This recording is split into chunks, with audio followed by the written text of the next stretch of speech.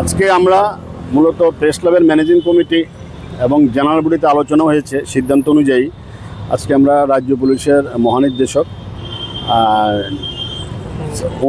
Mister অনুরাগের সাথে আমরা দেখা করি। পুলিশের সব অফিসাররা ছিলেন।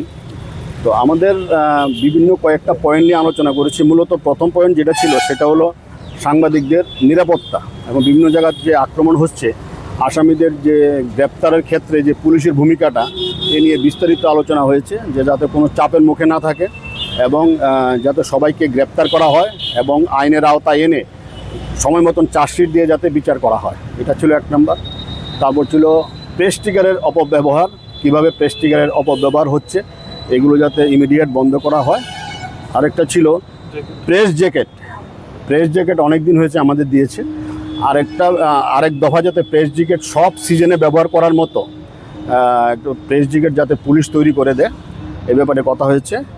এবং আরেকটা হলো ফেসবুক কন্টেন্ট ক্রিয়েটারের একাংশের নামে যেভাবে মিডিয়ার নামে ওরা মিসইউজ করছে media in the name of media, সব বিস্তারিত আমরা অবহিত করেছি। আমাদের যারা আজকে আমাদের টিমে ছিলেন প্রেস ক্লাবের সবাই বিস্তারিত বলেছেন।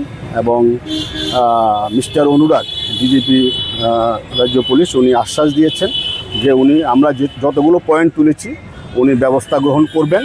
এবং আমরা জানি যে সামনে পৌরসভার ভোট আসছে এবং 2028-এর প্রথম দিকে বিধানসভা নির্বাচন আসছে।